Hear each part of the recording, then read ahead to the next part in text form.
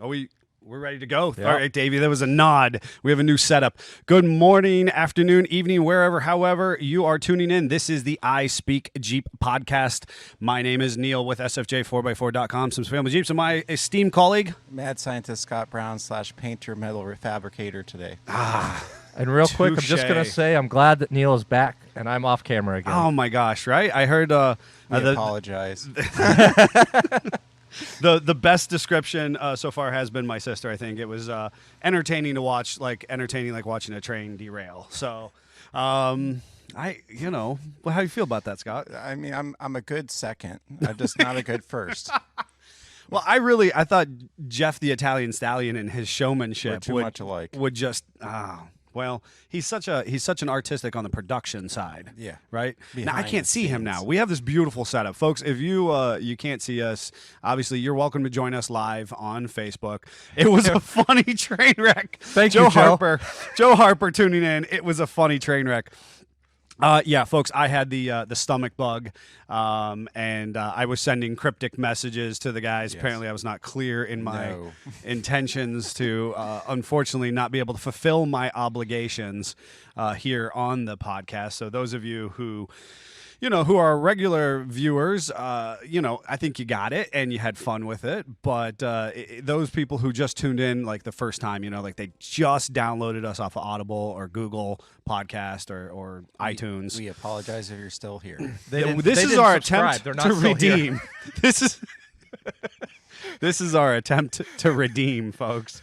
But we have this sweet setup. So if you're listening in, and again, you can obviously be joining us via iTunes, Spotify, Google Podcast, Facebook Podcast, so on and so forth. We really encourage you to leave us a review. And we are one of the fastest rising podcasts specifically dedicated to the Jeep off-road and auto enthusiast markets. There we Markets. go. Starting the sound bites off early. So those of Hi, you Chip. who are actually, good morning, Chip. Thank you. I'm happy to be back. Those of you who are unaware, so the SFJ 4x4 TV studios, which is this neat space that we've envisioned and then brought to fruition here. So if you're joining us via Facebook Live or on YouTube, you can see us. We are actively in the corner of our facility. So we are In my corner, in the CJ corner. we are in the CJ corner, and that was the original intention, that we have these cool vintage Jeeps here. They're a little more longitudinal projects, and so our studio keeps progressing and updating. And at this point in time, we have 3 monitors across. So if I'm like looking over there, like I'm looking away from the camera, I'm actually checking out another monitor and whatnot. This is very cool. It just gave you So- more things to look at. Oh, yeah. Not the camera. Yeah, at least I'm not squirrel enough, apparently. So big shout out to the Italian Stallion and the Savage on our audio visual production, and a big shout out to them too, because if you were on our social media or any localized social media, there was a big covered bridge run over the weekend, and our guys were present there. Jeffrey, do you want to tell us anything about that? Sure. So it was Fox Jeepers. They came up from West Virginia. Right.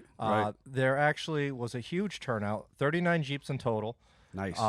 There was Jeeps from 4 different states. So we had Indiana, Michigan, West Virginia, Ohio, and it was even people from Southern Ohio coming up for this. So there was quite a few different people from all across the board. We had multiple Jeep clubs. I see Jerry's Yeah, commenting. people who we're giggling because Jerry Huber, I'm here, buddy. I'm representing Jeep World. But I was hanging my head in a toilet. Jerry says, "Hang in there, Neil. Glad to have you back." I am absolutely thrilled to not be where I was a week ago today. That's funny. But so there was multiple clubs there. We had Fox Jeepers, Lake County Off-Road, Ashtabula County Off-Road, Freedom Crawlers. Big club I'm sure there was a few other clubs that I'm Absolutely. missing. It was amazing turnout. We went through a ton of the different covered bridges in Ashtabula and County.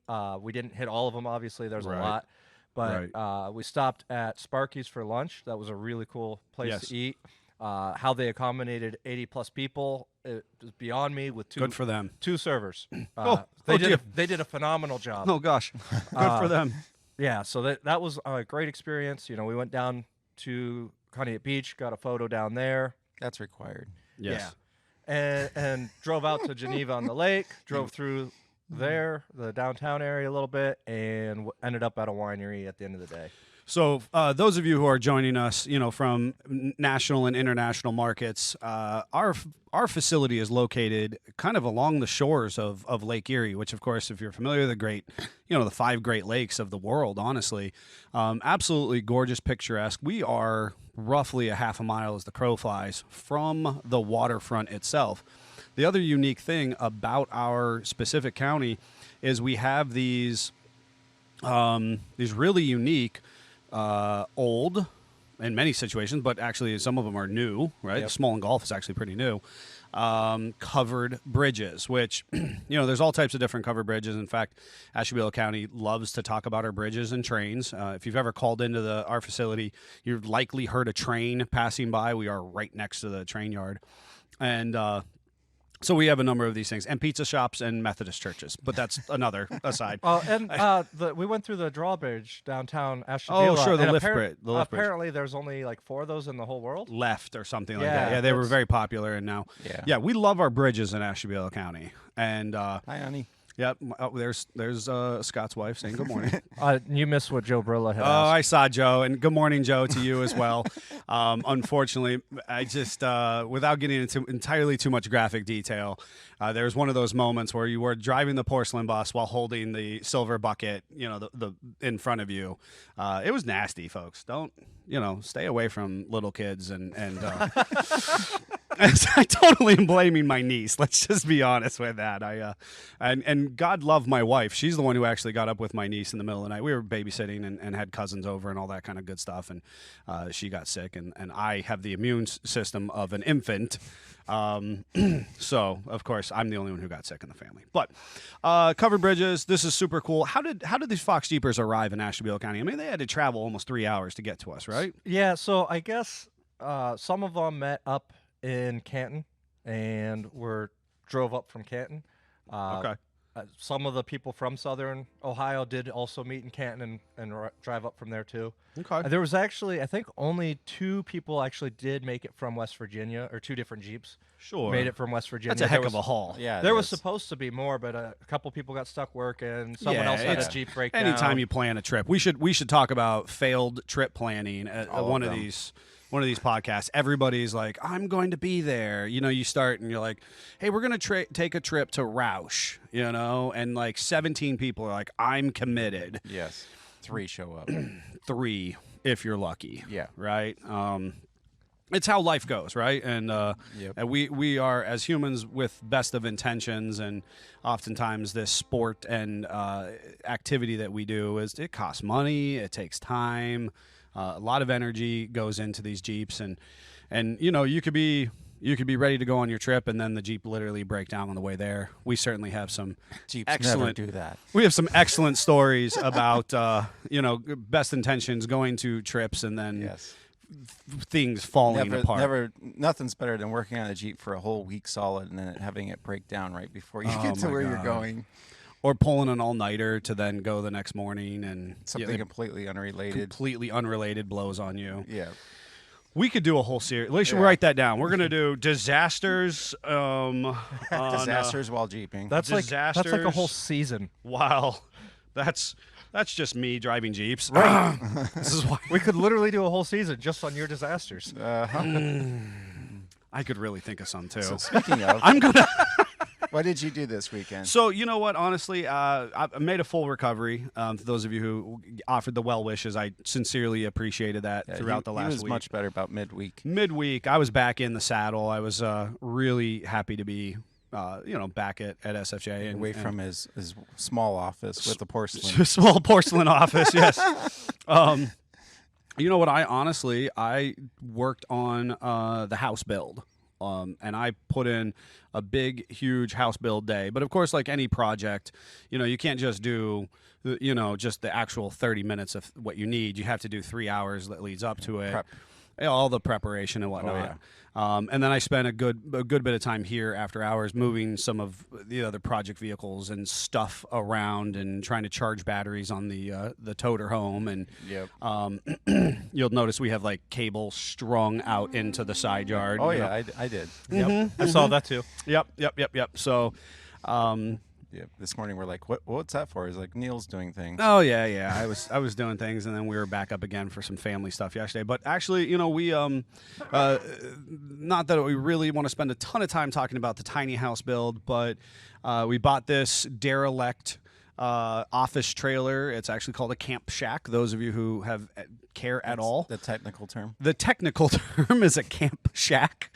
And so my wife and I, thinking that this was our best interest, bought this manufactured home that arrived on a semi-trailer and dropped down in the middle of some property that we've purchased. Sort of. And, Sort of. Right. A dozer had to actually drag it in. And actually, after we tried with Jeeps. we tried daisy chaining 3 Jeeps up. Who lets me... I just go on for the ride. Man, I love it. I love you guys. I just love that when you suggested it, I'm like, yeah, let's do it. It's not going to work, but I'm all for it. Jeffrey, I love that enthusiasm, and that is why you were such a good fit for us. This excellent group of individuals here at SFJ. Because we obviously the truck could not hit the broad side of the barn with the beach ball, and so he parked the house not once but twice, randomly off the beaten path of the driveway. That was a good driveway. That was a good, solid driveway we've been driving on for months. Anyways, then Dozer pulled it back to its spot, graded out and all that kind of good stuff. And so this is a really unique building. And long story short is I expanded our kitchen living room another about 66 square feet. So when you're dealing with a tiny house, air quotes, because we're downsizing about by a third. Half. What's that? Yeah, like a whole nother room. That's like adding. It is, So we have room for like a couch now, Craziness. So pretty exciting stuff. So my son, my 8-year-old, who works, like a man child, and I worked him all day Saturday, and we had a good old time. So we're against child labor, though. We are. Absolutely, folks. He likes what he's doing. Yes. Don't get me wrong. And then, of course, he toddles off, and he took some copper tubing, and he built a little cane. And then, of course, he did. Like he was a little 80-year-old man. He is an 80-year-old man. He is. We couldn't have more opposite kids. That's true. Your kids were like me, and my kids were like you. That's true, right? No doubt. Crazy. So the 36, how'd you do? So the 36, I actually didn't do a whole lot on, but I did get the Rambler out. Okay. Oh, of the building. You were able to get it through the muddy backyard? It surprisingly is better traction than my truck does. So all the Hearst purrs really help. I can't wait to talk about that because that's actually in our theme today. If you've made it this far, we're going to be talking about no replacement for displacement, which is is there? Ooh. And then, obviously, we're going to talk a little bit about EJS, which we obviously should have mentioned before. We are going to do our hashtag not sponsored. Those of you who can't see, we are talking about Mishimoto today. And so that's what you have to look forward to. So back to the Hearst purrs of the Rambler. So we got the Rambler out. And the weight distribution. Realized that it was not the best car parent this winter. So we had a lot of cleanup in the interior. And we also found out my kids eat a lot in that car. Oh, dear. Unfortunately. Well, there's some nice road trips. Everywhere, especially around my daughter's seat. So the sanitizer came out, and we mice. Did you have mice? Oh, of course we did. Oh no! So I still got to do the glove box. It's kind of like there should be little symbols on the glove box right now. Oh my! But we did take it for our victory lap to the gas station. Good. And realized the gas gauge decided to not work over the winter, so that is a big problem. Okay. It decided to just randomly fail. Randomly fail, and the temp gauge doesn't work too. And if you've ever played with an early CJ Jeep, you know those are connected. Their cars are the same way. So I'm betting something behind the dash is not happy. Those of you who are listening, joining us, maybe not exactly familiar with Scott. This is a what year Rambler? 66? It's a 66 Rambler Classic 550. So it is a 4-door. It's this kind of a tealy bluish green. Turquoise. Turquoise. Green. You heard that. You heard it. And it's like I said, a little 4-door, and it's 660. It's like the bigger 550. Yeah, because there was a 660 in 65. They actually canceled in 66. There's your random. Didn't need to know that. Folks, Rambler like if you ever really cared about AMC at all. Don't forget, Scott had a Gremmy at one time. Gremlin. He also had a Spirit. Yes. So And a Concorde. There's a whole slew of people who know Scott and love Scott for his AMC years. Yes. He has sold out all of those AMC people and now is on to the Ford people. Yeah, and other than the Rambler. And the Rambler is the most car that has had the most love from any random stranger. They just like the car for some reason. It's a neat car. Yeah, so that is kind of cool. But it's a nice cruiser. As It's just a grandma nice car cruiser. as you can get. It is. Other than I put some Americans on it. Didn't we buy a parts one of those down in did. Western PA? I did. I drove past where I thought we'd done that, and we bought that out of the back of a barn, right? Yes. You bought they that, had dragged and I it out hauled of the it. barn, but yeah, it was That's a right. barn find. They think they had bought the property and it was there, and they're like, I don't even know what this is. Yeah, I was trying to tell the kids the story, and I was like, I don't know. I think we got a car out of a barn in that back of that property over there. Yep. And then the fender is actually on my car, and it doesn't match, and people pick on me all the time about Have you that. ever? Have you, Scott Brown, not your wife, No. ever had a vehicle that was painted? No.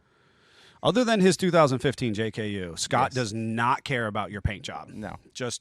Well, I sort of do, but I just don't have the means to do it. He's a functionally minded individual, Yeah. folks. And even the 15's trying to thwart me, and the paint's falling off my hinges now. And Oh dear. so JK problems. JK problems. And I would like to add paint to our repertoire someday. someday. Right now, we work with we subcontract to 2 different businesses who do a spectacular talented. job. Yeah. But of course, then we're always at the challenge of their schedule and their priorities and their own customer Moving base. things that are ready for paint, and then after they're pretty, how do you Yes. transport this without hurting it? Yes. Yep. Very challenging. Yep. So real quick, I just want to point out that at this point in last week's episode, we were going to commercial and we were out of things to talk about.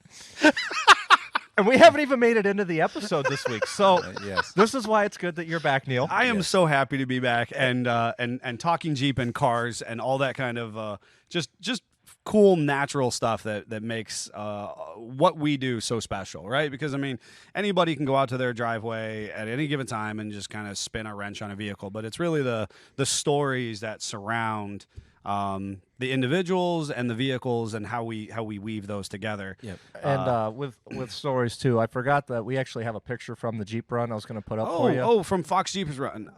So there's a picture. It's actually the line of Jeeps, and I was taking the picture with intent to actually count how many Jeeps were in line. Yes. The line was too long to count. Yeah. I couldn't see them all. People are so excited to do Jeep Anything. things, to do anything. Yeah. Right. And that's with all car related stuff. It's like Yes. they had to sit a year out, and now they are back with a vengeance. Vengeance. With authority. yes. And so we appreciate all those people who traveled, who made the trip up and across through to That's come a to. long drive. Both It ways. is to come and be part of something within our county, something that makes us unique in our area. So very cool stuff, EJS this week is Easter Jeep Safari week. I think it actually actual strict festivities are kicking off within a day or two.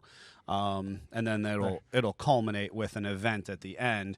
Jeep has been teasing us with prototypes for weeks and weeks now. Speaking of, did you get to see the prototypes?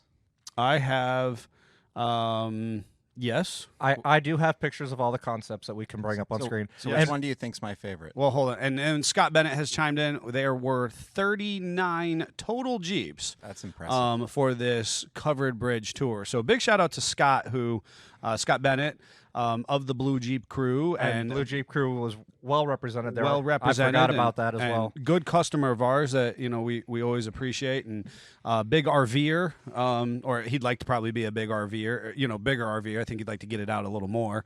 Yeah. Specifically helped organize that event, and they had 39 people out for a covered bridge run, which was fantastic.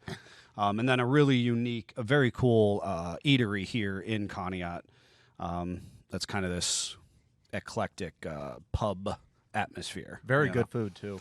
On a side note, just because I'm a foodie, if you're looking at us, you'll notice, because I love hats in any way, shape, or form, and I had to do something because I'm just not that exciting today. I went Fred Durst, like it's 2002 again. Hats backwards, folks. It's rally time. That's my rally cap. I'm back. So or you're driving a topless Jeep. or you are yes, yeah, Sans yeah. windshield. Sans windshield. I love driving without a windshield. I know you Oh do. my That's God, one of the so concepts. much. Does not have a know. windshield. No Jeep should have a windshield. No Jeep should have a windshield. Mine should have a roof and a windshield. You've been, that's because you were born an XJ owner. Let's call a spade a spade. Too grumpy for that. Oh my God! I used to have like a face mask. I'm muffled because I would put a face mask on and then my hood, and I would tie it down tight. And by this time, my goal was to take the hardtop on Baby Jeep, take the hardtop off by 1st of March. Because you're crazy. And then I had like a tote that lived in the back of the Jeep, which had my change of clothes. So it was like a watertight tote. And so in the afternoons when I would drive home or when I went into work, I would pack everything into the tote, strip off, put it in the tote, and then go into work, come back out. But I also drove a motorcycle for a little and that's while. why so many. I was actually going to say that so many bike/Jeep owners there are. They overlap a lot. Yes. And I remember I was telling my wife I was on my way home somewhere, and it's 42 degrees, and I saw 3 motorcycles out, and they're all bundled up, and they're like this. Absolutely. You never and felt I'm so like, alive. Nope. You never felt so alive, Like my bike didn't come out if it wasn't like 56 degrees or 60 degrees. I was 19 or 20, and I drove a bike for one summer, kind of the spring, from spring through summer into the fall. And then I'm going to sidetrack on this story, folks, because this is a real true story. I went to college, traditional 4-year college, which obviously I don't use that degree at all. That's what you do. That's what you do. No, I do. I appreciate everything about it. But what I appreciate as well was how lenient my dorm hosts were, because I actually kept my motorcycle in our study lounge. Makes perfect sense. I did. We had a study lounge on the first floor that I just didn't feel was being sufficiently occupied. See, honey, And bikes just belong inside. I managed. I would shunt it in the one double door, and then down a residential hallway, and then zigzag it back into the study room. Makes perfect sense. And and I put a drip pan underneath of it and cardboard. No, And motorcycles never drip oil. and I think back on that, and I think, what the heck was that resident's life like? That department They thinking. dealt with teenagers all the time and early I guess. So they were just used to it at that point. I kept a motorcycle in my dorm. That's the god honest truth. I remember being that age, and I went to visit someone, and they had a motorcycle in their living room. I was like, Yep. That's a life goal right there. Yep. Yeah, wife won't let me. I woke up, walked out of my dorm room, down to the study lounge, worked on my motorcycle, went to class, came back, so on and so forth. Yeah. It's good stuff. Yep. I really wanted to do that in my house that I currently live in. Put a Willys. I could have driven it through the French doors and put it in my basement. The French doors are big enough. They are. Well, the new ones are. Yeah. The new These one are is the definitely- old French doors. Yeah. We should talk about things that Yeah. that- So which one's your favorite concept, like EJS. or which one do you think is my Easter favorite? Jeep Safari. Big shout out to Iron Rock Off Road. They got all my love and respect right now. They're working hard to earn our business and yours, and they took a big crew out there trying to push their brand. So, big shout out to them. What were you going to tell us? Oh, so They're going to show us something. I've got the different images. So we'll start with the Rubicon 20th edition. Yes, just classic. Yep. Right. It's just a nice classic looking Jeep. It's got the one touch opening, And that's a 392 Jeep. and I think it's probably the Max Recon, based on Yeah. the wheels and Yeah. the tire Yeah, package. it totally is. It's just like a nice production vehicle. Yeah. That was sort of the theme I feel this year. What's that? That was very production vehicle-esque with a twist. Yeah. Interesting. So Interesting. And that they didn't really do anything too extravagant with it, but they wanted to pay homage to the original Rubicon 20 years ago. Yep. Do you guys know the story about Rubicon and how Rubicon was first made? Tell us. Oh, So, of course Scott, we do. Yeah, go ahead. But Jeffrey, I'm not going to steal your limelight, man. I want you, no. Yeah, you're an integral part of I'm this gonna in be the production. quiet and Yes, just go ahead. critique you later. We're just going to make fun of you. So Jeep wasn't on board with Rubicon. They didn't want the Rubicon to be built. Yep. The designers actually spent their own money, their own credit cards to develop the Rubicon. Yep. And go ahead, Scott. Nope. No, we're listening to You were you. listening. So, but that's the whole thing about it was it became one of the top selling things. Jeep's like, yeah, we'll put it out there, but it's not going to sell. And now it's one of their best selling. I love that story. Yep. I do. And that is a testament to you, the Jeep owner. The listeners right now who are listening, the folks who are joining us, if you found us on YouTube or obviously Facebook, that is a testament to you because you took the big corporate fat cats, as we said in the 80s and 90s, and you told them we want solid axles, we want low gear ratios, we want And selectable specifically lockers. that group in Jeep that was actually using their Jeeps and Jeep enthusiasts. Isn't the Lunatic Fringe or something like that? They had a little name. Yeah. They actually did up on. I believe on that is stuff. actually the name. Yeah. So And, that you remember when we were talking about Mopar Underground and Grandpa Lowell? yeah. He was one of the guys who created the Rubicon. Right? Okay. Yeah. He was among that group, right? There was Yeah. this big push. Because of course, I mean, if from my chronicling of history, you had the YJ, which again, my first Jeep. So understand when I call it a yuppie Jeep, it was my first Jeep. But the YJ, which is we all call the yuppie Jeep, and it was specifically marketed towards a new demographic of individual, right? Lower, flatter, smoother ride, which obviously irritated just because it was nicer. Irritated all the hardcore enthusiasts. CJ owners still are upset. Right, they're still upset From to this day. 1987. Right, there's a string of words in the air. That's really what caused the hole in the ozone was CJ owners mad about the YJ. Yes. And so then the TJ comes out and it gets a little bit better. But really, we're living in that ripple effect. And that group of guys and maybe women, those designers, that fringe group was like, no, these people still want something rugged. Yes. So No, that's absolutely true. It was a good Yes. recounting of it. So then we have the Grand Cherokee Trailhawk 4xe. I love it. Yep. I love it. It does look. It looks that you just make that and sell it on lots, please. Yes. Yeah. Because that's how it should look. That is how it should look, Yeah. without question. And now they're going to give us one with little bitty tires and no ground clearance, Yeah. which makes me sad. But the big And I push. like the It'll color. keep us in business. I like the color too. Yeah, it's a very good color, and it's blue, Scott. Yes, I know it does. I can see. I know, but you're just in love with And green. you know what is important to know, those of you who are listening, the first one was just a regular looking JL UR, Flat. in gray, Gray. right? Gray silver. Yeah. And this is a beautiful blue with some blue 4xe accenting going on. And we all know how I have a desperate love affair with anything electrified at this moment. So Yes. The next one is the Decoder. I'm mixed on this. You know I what this agree. Jeep is? Let's show off all of our Mopar products. Yes. Yes, That's what it's this Jeep is. The Jeep Performance. So JPP put all these red parts on there. Everything red is sold on their site Yep. and has a QR code stamped on it on that Jeep. Okay, which that's is brilliant. brilliant. It is. That's marketing But at its finest. It's still the vanilla ice cream of the of of the group. thing. And I love the color palette. Don't get me wrong. I mean, Of course that's you at do. the core, right? Red and black. I It's mean, red and black. It's beautiful. Those of you who are Somebody looking, was it's making this Jeep. Like, we're gonna make this for Neil Simpson. that's right. That's right. The tires and then, are too small, but other than that, he loves it. and that's the thing. And I love that red interior. I always know have. you The Rubicon 10th anniversary has that red leather interior, and God, I love it. And Catskin makes a replacement of that red interior. I'd like to do a Jeep with that. Love. This Jeep just strikes me as those of you, if you've ever followed me at SEMA before, has all these different rooms and compartments and halls and stuff like that. The main floor is really where like the bigger companies are, and then the floor, like the back corners, are where you find some of these. Honestly, they're more import. I knew where you were going. I was like, danger, danger, Will Wapperson. All the kind of I don't know. They're just not as aesthetically pleasing. And this just reminds me of a Jeep that you'd find in the back corner of SEMA.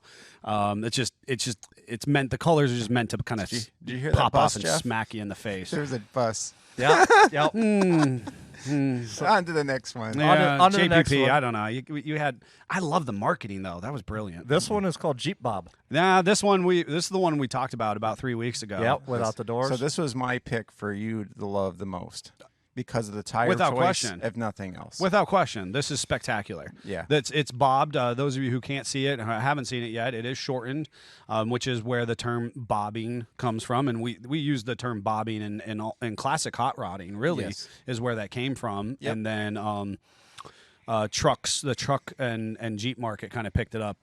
Just in the last 20, 30 years to a degree. Yep. But this is awesome. This thing's so cool. What I think is the most fascinating is that is not a soft top on there. It is a one-piece canvas hardtop. Oh. Yep. That's cool. And 40s. Of course. Yeah. It's the only concept with 40s. It's the only correct concept. Oh boy. All right. No, there is actually another one that I'm most excited about. This one's meh.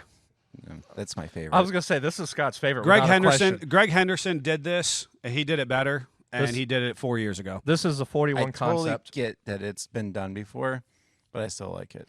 I love it. And I it's- mean, and it's a 4xe. as they all should be, but they should be diesel hybrid electric vehicles. But it's beautiful, and I love the tan top. And of course, big shout out to Dynatrack in 18 when they did a tan top on a green Jeep. I think they were struggling to try to find parts and stuff, so they were like, we're just gonna go back to basics and make it simple this year. I mean, but they were there. Jeep was at EJS 21, right? So Yeah. I do a 41 to 21. It's 2022. I don't know. Yeah. I still like it. Yeah, it's not that I don't like it. And if you're listening in, it's a OD green, but it's like a satin, so it's not flat, but it's closer. Tan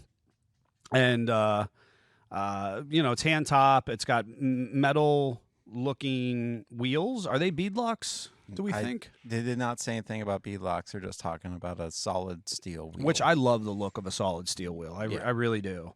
And then it's a Mopar production bumper, and yes, that's the theme. That's what I was saying. It's very production-esque. yes, I mean, give us OD green as a color option, and you could do that really easy. yeah, and it's just a nice classic look to it. All right, what's else?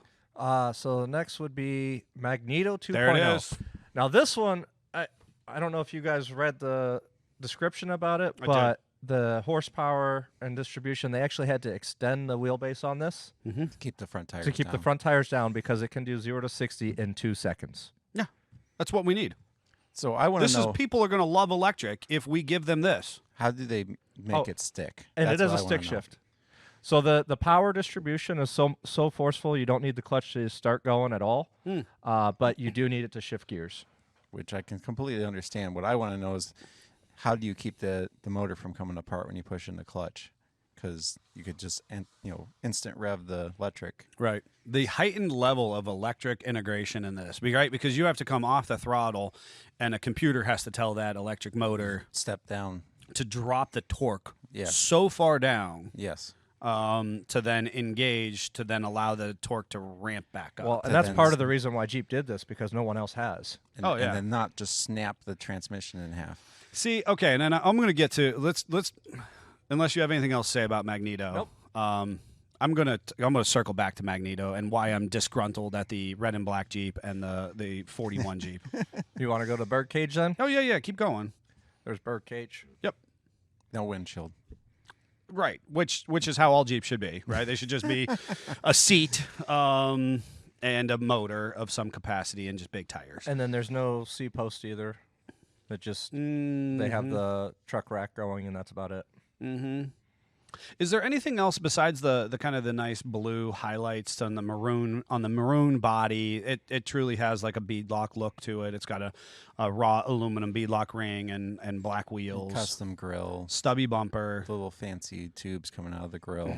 Right. Kind of inspired by some of the grill replacements while still retaining that 7 slot. That's right, that's my required. big requirement. Yep. I'll never eliminate a 7 slot grill from any of my own vehicles. I mean, they tried to do that brown back towards the the origin of Jeep colors and stuff like that, but You think it's a brown? It's looks not a red to maroon. me. It's Looks like brown. a maroon to me. it's a brown. This is kind of like This that is a Grand Wagoneer. This where is a color guys will argue about Yes. what color it is because we're Yeah. half colorblind. Well, Yeah, it's that's true. just like apparently Rhino is allowed in the blue Jeep crew because it's considered a blue. I don't understand that. Nope. okay. I'm not going to argue that one. Yeah. I mean, in certain lights, maybe it has a little bit of blue tint, but it's You know who would know? Greg. Yeah. He would tell totally us. know. And He you would could tell go us on the at chemical length, composition. which require more time Oh we my have God. left. Yeah, right. To go on about that. All right, Birdcage. Birdcage is like it was okay. It was neat. What else do we have? Was there any more? that was it. That's that was it. 7. All right. So here's my issue. Anticlimactic. Anticlimactic. It right? was. Here's my issue. I feel like we had too many other prototypes that took away from the substantial nature of Magneto, and and Bob, Mm-hmm. and then you should have done one more. Yeah, you could have done it with 3, but And the thing is now, I mean, of course, the they're Grand Cherokee that was I feel needed. the Grand kind of falls off to the side for me because it's a Grand. You know what I but mean? you have to have some diversification of the brand there. So I get that one 100%, but I'm with you like that, Bob and Magneto. That would have been good. I think that would have been good. And if you wanted to throw one of the other ones, now the marketing piece is brilliant. I'm not gonna Yeah. lie. I The feel QR a little code thing differently. was great. I feel a little differently about it now that I know that it had QR codes that takes you to Jeep's website. And specifically gives you information about each part and Sure. ordering information. So Yeah, that's pretty cool. But yeah, I guess how many Jeeps altogether was it? 7. 7. Yeah, it just seemed a little too 7 broad for to me. 7 slots. Okay. There it is. Well played, Jeep. Well played indeed. That's why they all kind of are mediocre. They're like, wow, we have to make another one. Man, what are we going to do? That's right. That's right. They started to run out And then of they're like, we Yes. can't get parts anywhere. What do we do? Yes. Okay. We'll just make it original. We Touche. blew our budget on Magneto. Yeah, they we did. have we no blew our money budget left. on Magneto. We're tapped. All right, that's pretty stinking spectacular, folks. We're going to take a quick commercial break where we talk to you about our awesome SFJ gear. I'm repping the shirt. Scott's got one of our new OD green hats on. I have the old school Flex Fits.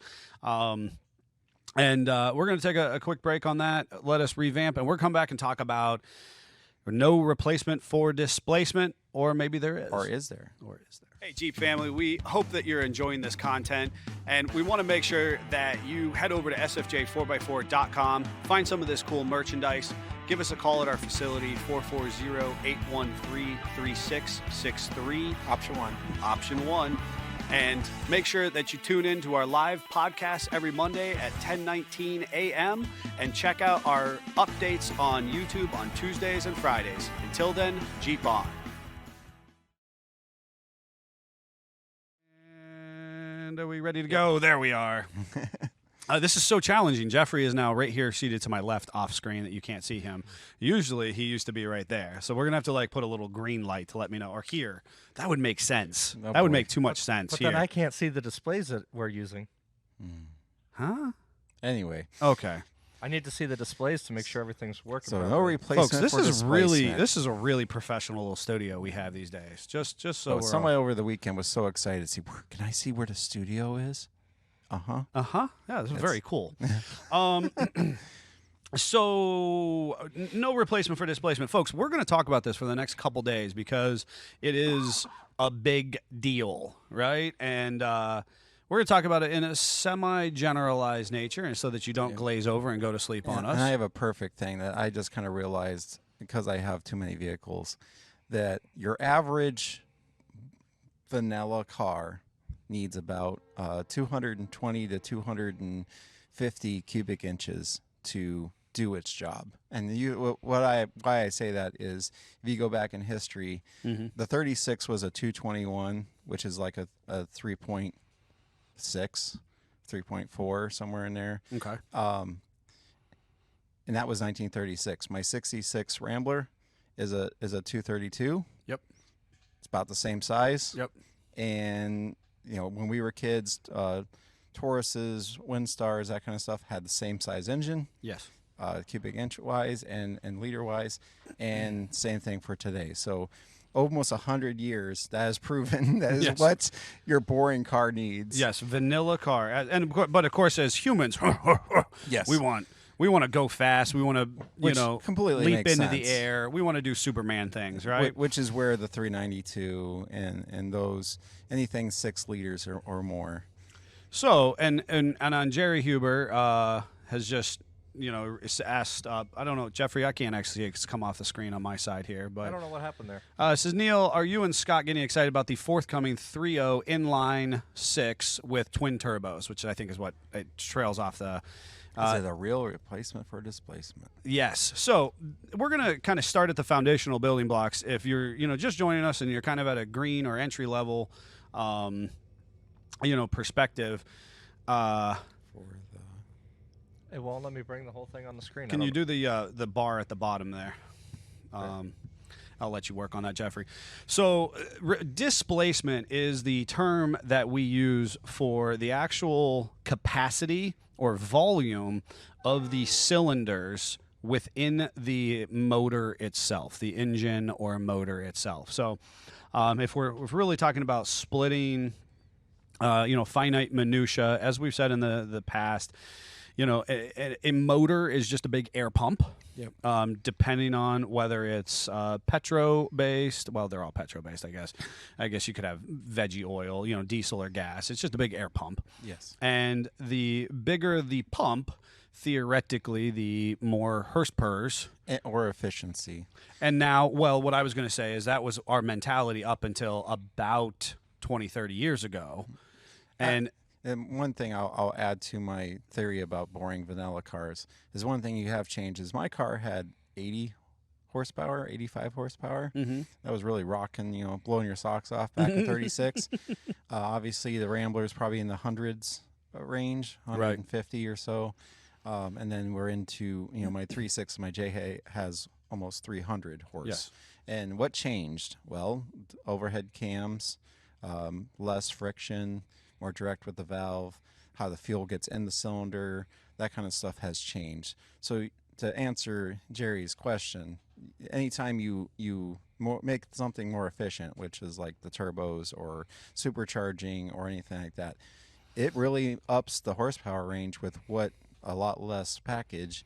So yes, I think it will give the Hemi a run for its money. Now, if you do the same thing to the Hemi, twin turbo that or efficient that up, then yeah, it's going to blow the 3.0 out of the water. But we've seen that across the market. A turbo allows a much smaller power plant to do the job of a much bigger one, which is how the 2.0 turbo Jeeps currently honestly eat a 3.6 for lunch, no problem. I love them. So, and folks, we're gonna split this conversation. Today's just going to be a little bit of a precursor. Yeah. And we're not going to spend a ton of time on it. We just kind of want you to get intrigued, and we want you to come back for the next couple weeks, honestly, regarding this conversation around power plants. And so we're gonna kind of lay the foundation and then circle back to kind of our vintage and vintage expectations to our future, right, which is exactly what you were just talking about, was what does the future hold for us in internal combustion engines versus electrification and so on and so forth. Because you and I have talked for eons about tractors from the 40s to 60s, right? And maybe even the 30s to the 60s. 20s, 30s, honestly, and some of that technology started. And honestly, you could get a little tractor, and it would run 6 to 12 horsepower. Yep. Right? But it was a big tractor. I mean, a huge tractor. And it was 6 to 12 horsepower. And if you really want to go back to even steam stuff, that's literally what those were, and they were the size of this area. Yes, it was a huge tractor in the size of this area, and they were no horsepowers. No horsepowers. And all the torque, though. It was all torque and all the gearing. Yes. Right? And so our needs as humans have changed, right? We now want to travel hours within a short period of time. At 80 miles an hour. At 80 miles an hour. Our infrastructure as a country has changed. It's just the creation of highways and throughways, bypasses, the ability to travel efficiently from A to B to C has become ingrained in the American spirit, right? So we have these two kind of these motivating factors. We probably have multiple, but one is just, hey, I want to be bigger, louder, faster than the next guy. Yes. And we duke that out at the racetracks and you know, from street light to street light. Yep. And then we have Which this. we don't condone. Not at all. Never done that. Never Nope. done that. Not at all. And so then the other one is just the ability to explore the world that we live in, right? And so vehicles take us to these uncharted parts of the country, of the world, and sometimes of our mind, right? Because sometimes, I mean, I just love to daydream about going camping somewhere. I don't even need to, I mean, I do need to get away and go camping or go to a Jeep show or go to, you know, these different events, but sometimes I'm satiated at the forethought of like, oh yeah, hey, I've got this trip coming up. I wonder what kind of junk I'll see in this guy's yard, or you know, find a beaten path to go off of. You know, we kind of daydream about that exploration, and engines have allowed us to do that. Whereas in the 40s, you plowed a field, you drove into town. I mean, if you took my 36 on a long trip back in the day, you went to Cleveland, and it took you a long time. It took you a long time. And it now likely broke down a little bit on you. You probably had to stop and change the points. probably had to fiddle with it. You had to fiddle with it at Yeah. some point in You time. totally you had to take a spare tire with you because that would more likely happen. We weren't quite in Model T days where it was like we're going to happen for sure, but it was definitely not there. We're now, you know, if it takes us longer than an hour and 45 minutes, we're upset. Yes. What happened?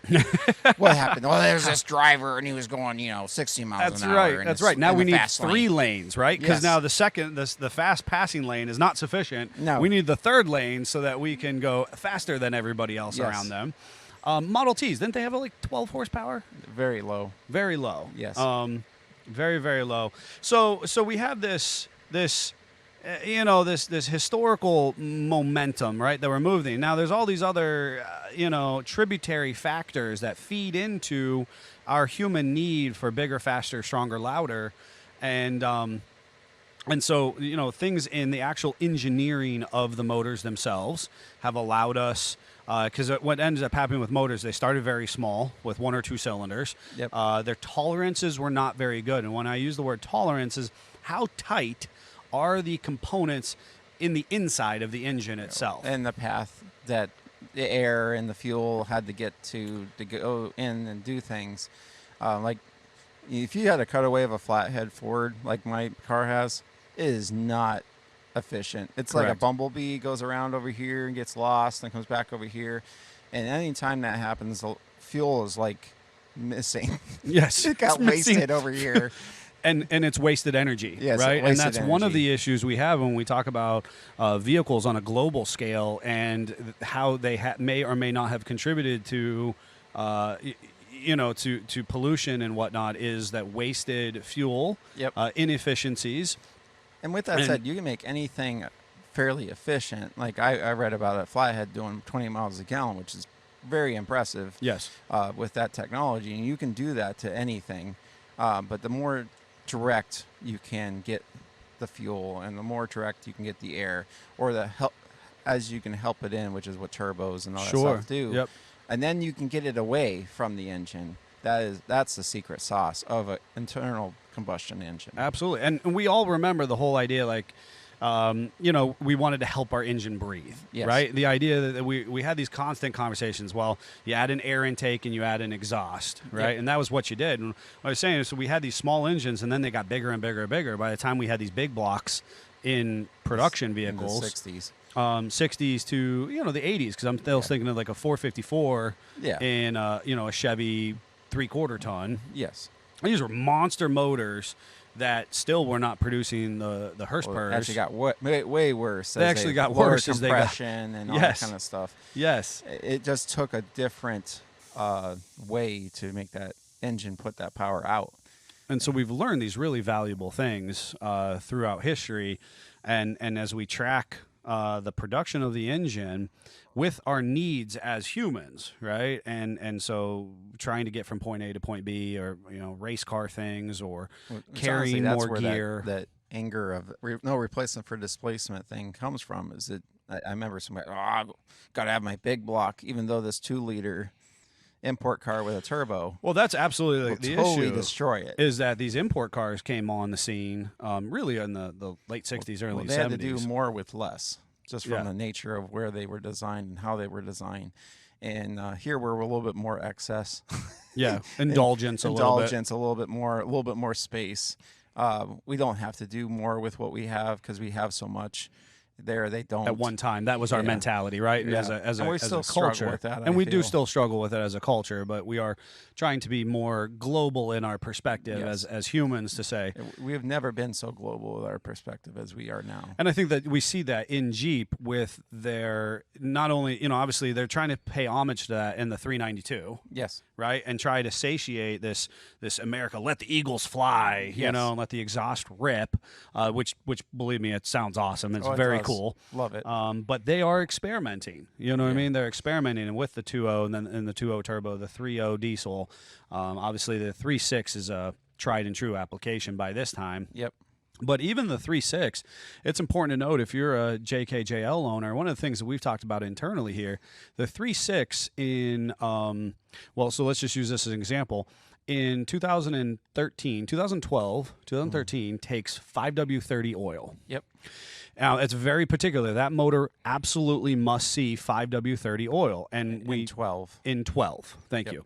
And it takes 6 quarts.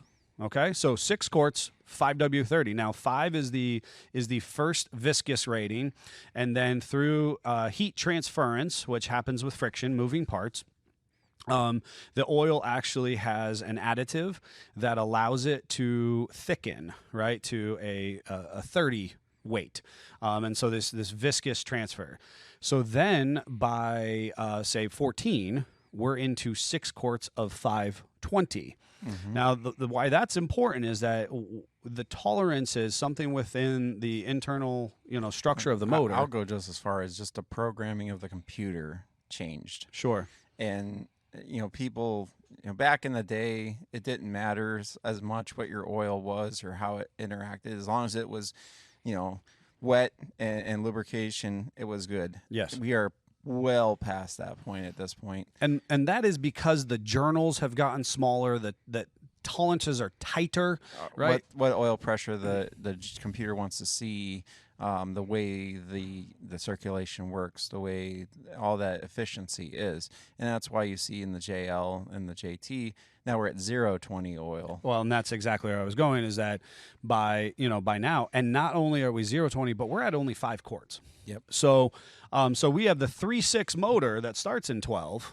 It's already gone 11, through 12. a big change. And it itself has gone through a change of production, right? Yeah. Just and it's the same, arguably the same motor platform. Yep. And in its own interface, computer interface to the actual components that make it uniquely it has changed enough that the oil, the viscous rating of the oil has had to change. Yep. So cool stuff, folks. We're going to talk about next week or so.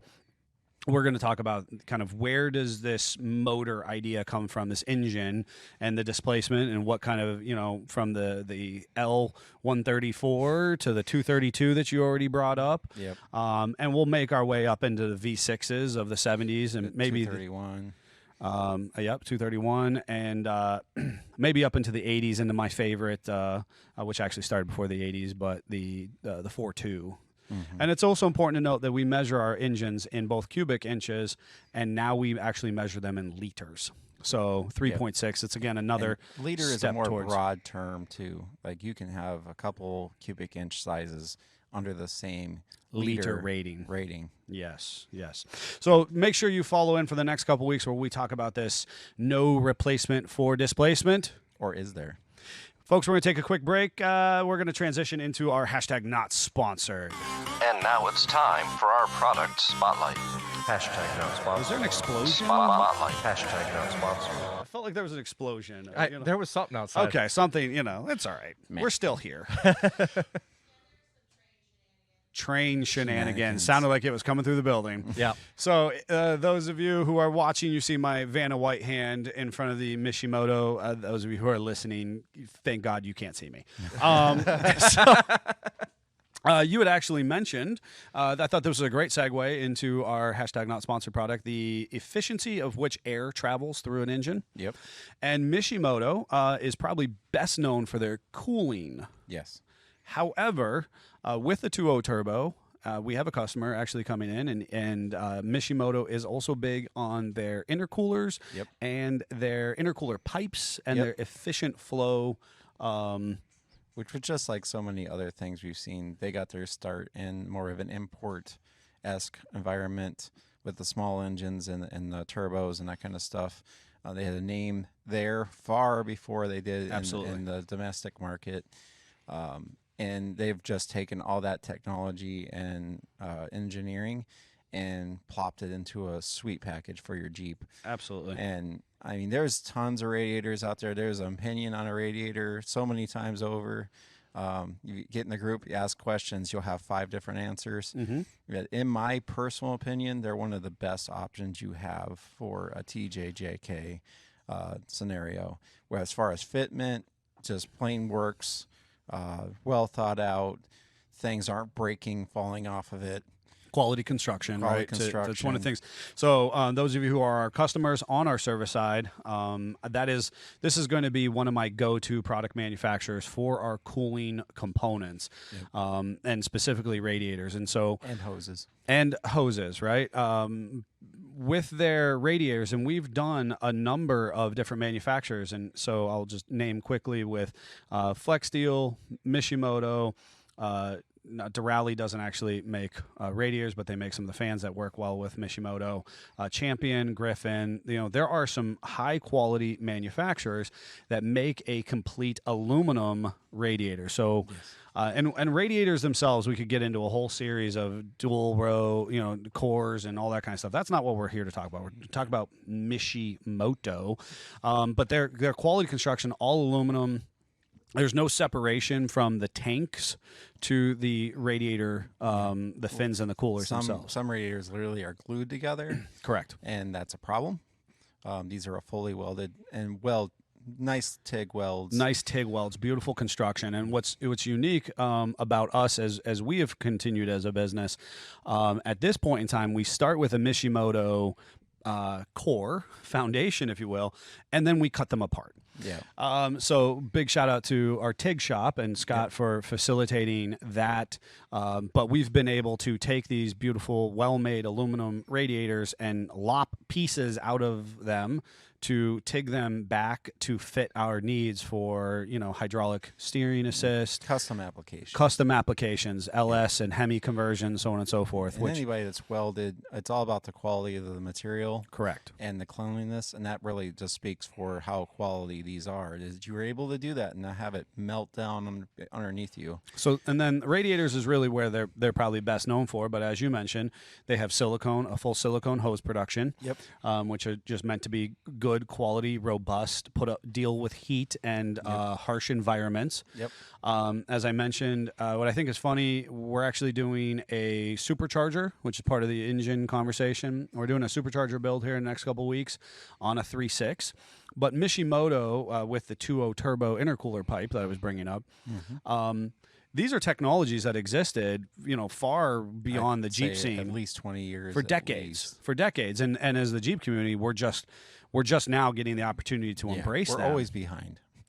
Ripple effects. Ripple effects, right? Yeah. That's because it took a long time because most of the guys driving Jeeps were out in their fields plowing with them. Yes. Hauling a hay wagon like Being us. grumpy and angry. Yes. Yeah. So it took us a second to catch up with the scene. Yes. But so they working on that efficiency of moving air quickly from point A to point B within the engine compartment. We're doing a Mishimoto intercooler pipe install, which then has all the correct provisions and castings appropriately within it to be a plug and play. To be a plug and play, reasonably speaking, to this 2.0 turbo to give it that extra little more oomph. 6-7% horsepower, 6-7 horsepower. It's a lot harder now than it used to be. I mean, back in the day, 15 years ago, I would stretch to say, there wasn't a lot of efficiency. They kind of just put together a motor, shoved it out the door. It's good enough.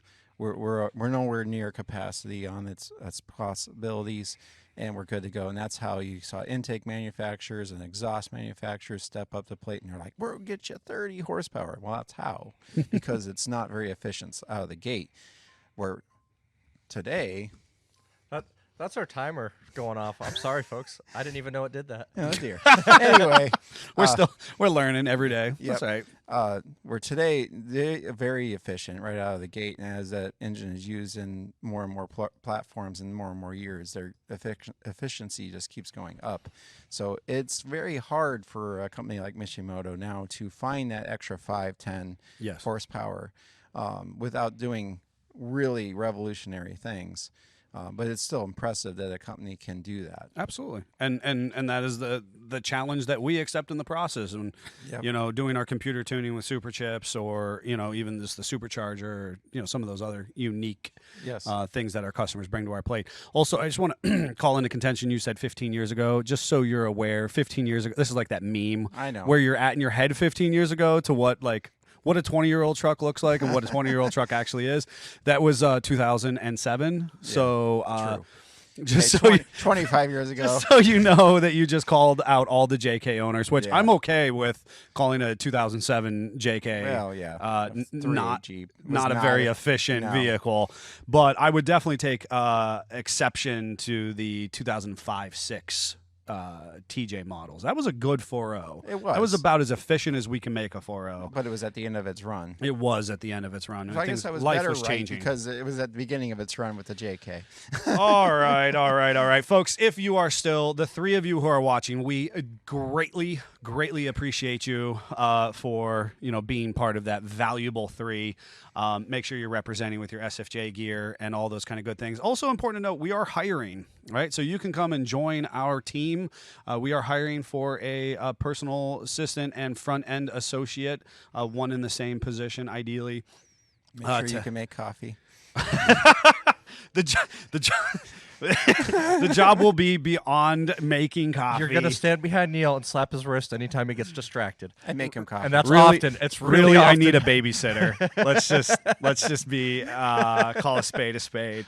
But and an equal opportunity, male candidates encouraged to apply. This is a full male business, or obviously you can be female, you can be whatever you. I don't care what you are. Danger. No, it's okay. I mean, I'm good to Equal talk opportunity. about equal opportunity. That's what I'm saying. I want to make sure that people understand this is not a traditional role in that nature. We do unique, crazy, awesome, automotive inspired things, and it's only going up from here. So definitely, if you're interested, find that listing on social media, and we are actively looking for the right candidate. Also, I do want to make sure that I mention a big shout out to the guys for filling in and making sure that we soldiered on last week. I think they did a wonderful job, honestly. And yet we were done before the timer went off last week, and we're still going. And we've that is- still got the game today. that is okay. And so big thank you to our team here that is ever growing, changing, increasing, and just honing our skill set, both on the physical application, but also on the digital media side that we can bring to you and enjoy in the comfort of your living room or at work when you obviously should be doing work, but it's way more fun to do Jeep things.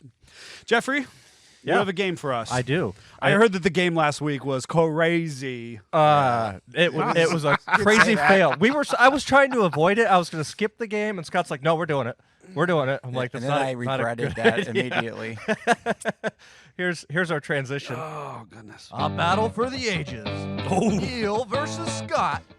Who is the better best friend? Oh God. Oh, man. Oh, this is that's Jeffrey. Oh. The Italian stallion. The best part about that transition is I didn't use Apple Loops. That was me playing guitar.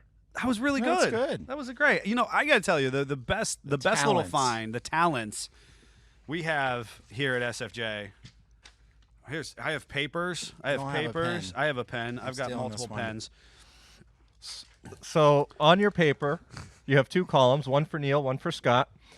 I'm going to ask you a series of questions. With each question, you're going to write down what your answer would be under your name and what you think the other person's answer would be under their name. This is that love. This is that dating game. Oh boy. It is. This It is that is. dating- But it's the what is best that friends called? version. What is that game called? Best friends challenge is all I could find. No. Well, okay. Well, there was that dating game that somebody help me out it's here. the same Tell thing. us. Tell me here. Yeah, I always used to panic that my wife and I would end up on that. Where they hold up the cards and yeah. Yeah, they hold up the cards, and you have to be yes. like, "Where is your first date at?" Yep. You know, and then you have to, like you flip your cards around, and then Guys sweating bullets. the guys are Always, sweating always, bullets. yeah. What's her favorite food? I don't know. What day of the week is it? I always loved the episodes where the guy got all of them and the girl didn't get any. Well, that would be my wife and I. Yeah. That would be us. That would be Throw down. that would be us. Oh no. I got you, Jennifer. She doesn't watch. We're safe. We're gonna get her on the show to We're do this. safe. We're gonna get her on the show to do this. Couple weeks ago, she was just gonna pop into like the background of the show and be like, "I'm here. I'm watching. I watch every episode. Lies. Don't you tell people that." So the first question: Yes. what is their favorite food?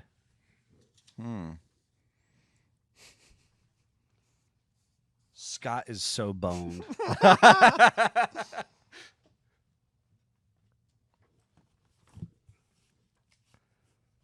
I don't know. You know, we're gonna struggle through this one. This is gonna be good.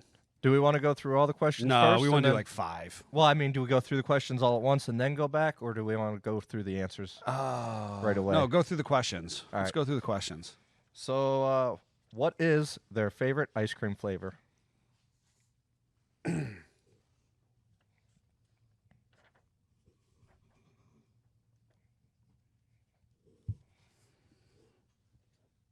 We're like in like 3rd grade. We're protecting our answers from people. Like our hands are over each other's There's stuff. actually kind of a divider. There between is you a guys. perfect divider. Today. Don't be judging my spelling over here. Fortunately, nobody's going to look at your spelling. God Right. forbid.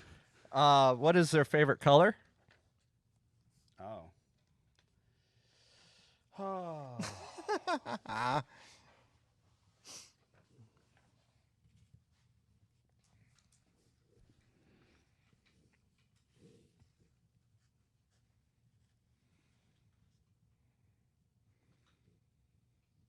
This is almost as much silence as last week. Oh my God.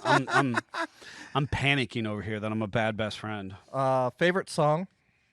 Oh, I don't even know what my own favorite song is. How do we expect Scott to know that? It's like whatever the spirit moves me at the moment.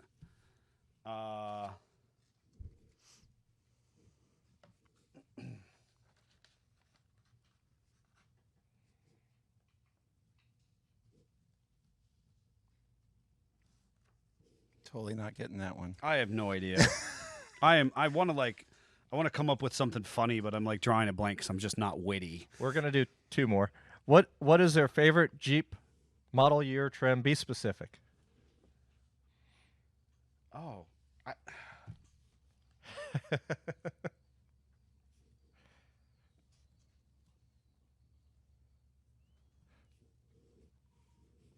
Oh, I've answered the wrong way. Hold on, M.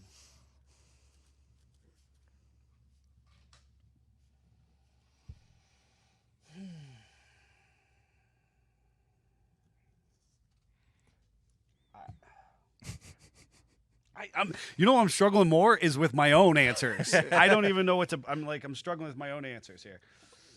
That's not a good sign for Scott because if you don't know your answers, don't I know my knew that. answers. I'm just picking stuff, and he's gonna be like, "Well, yeah." That is exactly true. That is why. so Scott actually has the advantage. Scott does have the advantage. All right, so I'm easily persuaded in that regard. the last one is going to be: what is one thing they cannot live without? Oh. I'm giving you a hint. I'm mushy on that one. Of course you are.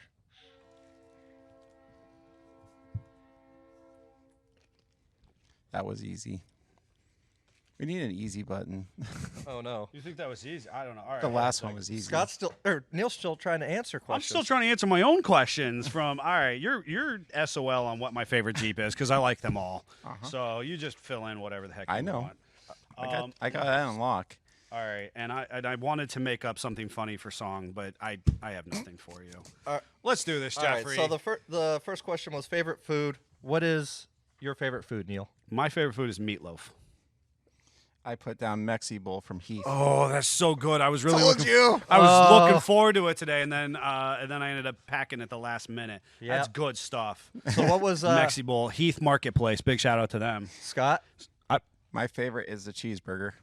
I got hamburger. Yeah. I was just gonna do burger. We're gonna give you the win on that. I'm gonna give you that. Yeah. I should have done cheeseburger, but I went for. You just have your do a old man hamburger. problems. Can't I didn't- just do hamburgers. I didn't want you to. Well, if you had too much cheese and we're on the road I and know. we're off wheeling, now I you're know. So favorite ice cream flavor? vanilla for both of us. Nope. Oh! Strawberry. Scott's favorite is strawberry. As a kid, I ate so many strawberries. I literally got hives, and they gave me strawberry medicine. What did you? That doesn't make any sense. He said chocolate for me. I put chocolate. No, that's Oh, Greg. so- I'm a so vanilla no guy. win. What about favorite color? So my own favorite color is blue or red. I put red, and my favorite color is blue. He Oh. put ODG or black. Yeah, I thought I for do sure you like- ODG I or thought black. for sure it was green too. Wow. Yeah. No, So- people don't know the Gremlin was blue, and I loved that thing forever. Always liked blue. I just don't own a blue Jeep. All right. So Okay. what do we put for favorite songs? I put On the Road Again. I put November Rain for Oh, that was my wedding song. I know it That is. was so good. you, and I put Till Then, which I knew you were not going to get, and you What don't even the know what that is. Heck is Till Then. It's a 40s, 50s song. Of course it is. I don't even want to make fun of you. At this point. I'm just going to enjoy that one. I think that's cool. Yeah. I think that's really cool, and I love November Rain. Those of you, if you can think of November Rain from Guns N' Roses, that's literally my wedding song. That's actually a really good song. it is. It's what we slow dance to. So favorite Jeeps. I didn't put one. I put Jeep Scrambler for you. Yeah, that was on the top list. And what was for me? I thought it was an LJ. I for put sure. your MB 1943 MB. Jeepster Commando. Oh, that's the one you want the most. Yes. You've not had that one yet. Correct. Done the MB. We'll do it again, but I haven't got its Commando yet. and You I haven't want to. you haven't scratched that itch yet. No. Gotta Is that scratch really it. your favorite Jeep though? Right this second? That doesn't count. It changes. That's BS. But That's BS. That's why folks. you couldn't put anything, but you do like scramblers. I do. I love scramblers. Yes. That was my goal, my I dream. know it and was. That's why I put it down. that's why I won't come off that. I won't come off that rendering of a Jeep that I have. Yeah. So what is one thing they cannot live without? Wife and family. Jennifer. And, Yep. and I put Amy. Yep, that's what I put for him. That's what we're big saps, folks. Yeah. That's Yep. the reality of the situation. Yep. Suckers for our wives. So overall, it was a tie. You guys came up with the same amount of wins. Well, that's you know what we That's we where hit we're the most important things and then we sucked on the rest, and so that's what makes us best friends. It's Yes. perfect. Well, I feel like we should ask one more question as a tiebreaker. No, Oh boy. Yep. Yep. I'm done. I almost put butterscotch for ice cream. Oh, I love butterscotch. I do love butterscotch. I know you do. Anytime we try to go get Dairy Queen, I try to get like the butterscotch. She gets butterscotch. yeah, And Greg gets chocolate. Yeah, that's good stuff, man. We need to eat that today. We need to do work. Yeah, we do. Go We ahead. need to do work. All right, folks. I hope you enjoyed this. This what edition? That was episode 21 or season 2, episode 2, depending on how you look at it. I had fun with us. I hope maybe you're still awake. Maybe I don't know. Maybe you've dozed off at this point in time. Maybe you just don't flat out care. But we really enjoyed you being here, and we do care. You can find us on iTunes, Spotify, Google Podcast, Facebook Podcast, all of that kind of stuff. Log off, leave us a review, 5-star it, tell your friends, go online, buy some gear, support the show. I think we're going to be coming out, just a little quick teaser, with some fun shirts, promoting a build and maybe the show, an I Speak Jeep tee, which is actually a re-release of one that we've had in the past. Obviously, find us on Facebook. Check out Jeffrey's live tomorrow as he updates you on what's going on. And obviously, tomorrow should be the Tech Tuesday video on YouTube as well. So the live is on Facebook, and Tech Tuesday comes out on YouTube. And also be watching on Instagram. We are going to be doing a showcase on one of the big builds here in house. Yep, we're kind of doing the nitty gritty of the hashtag not a restoration. Yep. And you can kind of start to follow along as that Jeep starts to take shape. If you haven't already seen, there's 2 or 3 videos on YouTube, the YouTube about that. So find those and check them out. We had fun. I hope you had fun. Join us next week at 10:19 a.m. for the I Speak Jeep podcast. Until then, I am Neil. And I am mad scientist Scott Brown. Jeep on. Jeep on.